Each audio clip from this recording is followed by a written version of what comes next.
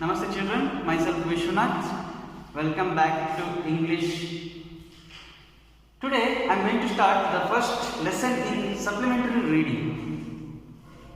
Here the first lesson is A Tale of Two Birds. This story tells you about two birds which got separated and learned different behaviors. Behind this, what are the reasons to change themselves, which changed them? We'll come to know through this lesson. So, in this lesson, a bird lived in a deep forest. In that forest, the bird lived in a tall tree. And the bird gave birth to two new babies which were very cute, and the bird loved them a lot. She was feeding them happily. She was not ready to leave them. So the babies and the bird, they lived very happily in that forest. But you know that the problems always there for everyone. These birds also faced one of the problems. One day there was a big storm in the forest. Because of that, lightning, thunderstorm, and many trees fall down. Even the tree in which birds lived also fall down. When it fall down, a strong branch of a tree hit and they separated the birds. One of the bird went other side of the forest, and one more bird went in the different direction. But in this, the mother bird was died. The bird which was landed other side of the forest nearby the cave have grown up along with the robbers.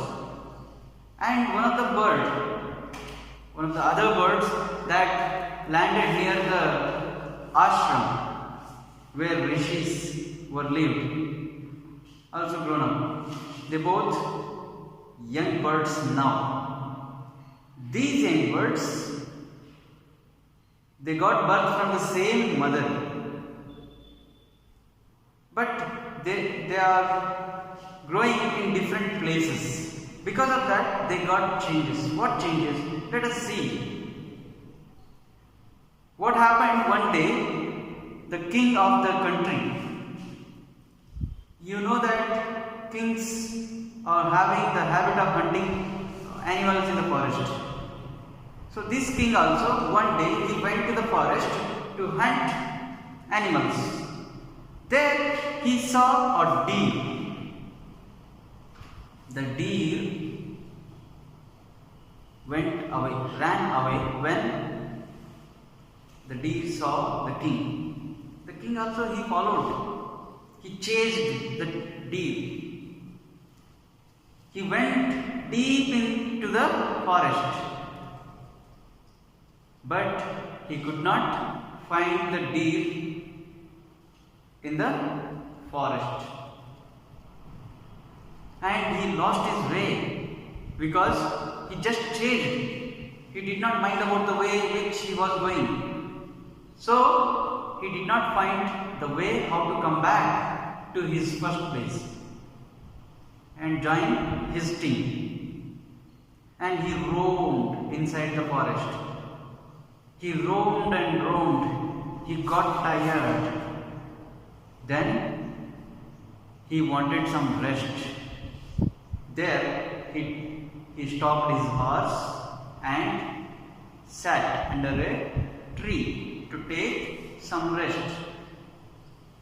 When he sat there, he heard a voice which was crying out. The voice was telling, "Quick, hurry up! Someone is here under the tree. Take his jewels away from him. Take his horse. Kill him." When the king heard this voice, he was frightened and looked up into the tree. There he found a big brown bird. The bird was speaking these words, and at the same time he also heard the whispering of people, the faint voice which was coming from the inside of the cave. He understood that someone is coming out of the cave to take away all my things and to kill me. And he ran away from that place. He rode his horse. He rode his horse as fast as he could. And he came to the other part of the forest. There he found a clear place. That was ashram. And he entered the ashram. He tied his horse to the tree. And he sat there to take some rest, because he was, from the morning, he did not get anything. So he looked very tired.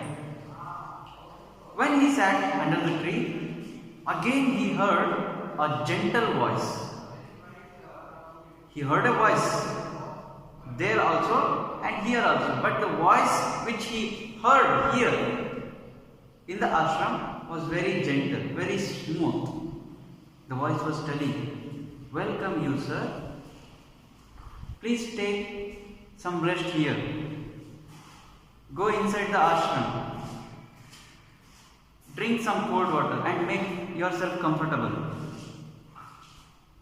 And he looked up into the tree. For his surprise, he saw the same big brown bird.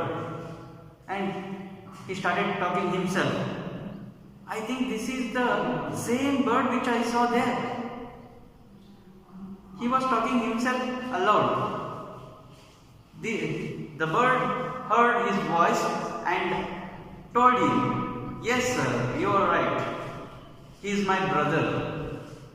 But he grew up with the robbers." So only he was speaking like that. When the bird was telling this, the rishi also, the head of that ashram, the rishi monk, he also entered the ashram. And he welcomed the king.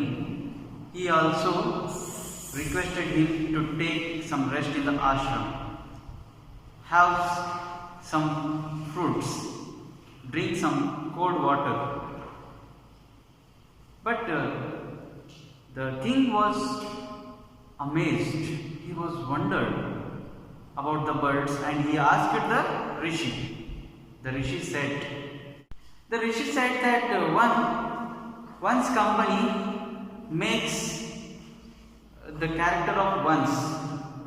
If you maintain friendship with the robbers, you will learn the same. You will start imitating their words which they use. The bird also did the same. He kept company along with the robbers. He had company along with the robbers, and he imitated the words which the robbers used.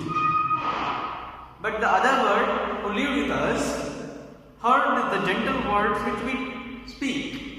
So this bird learned these words. My dear children, you also should learn this. If you make friendship with bad people, you will learn bad habits. Then your character will be spoiled. You will not be accepted. If you are making good friendship, if you are having good company, the company of good people, you learn good things, and you will be admired for your good character. That's why we have always we must think before we have the company of one.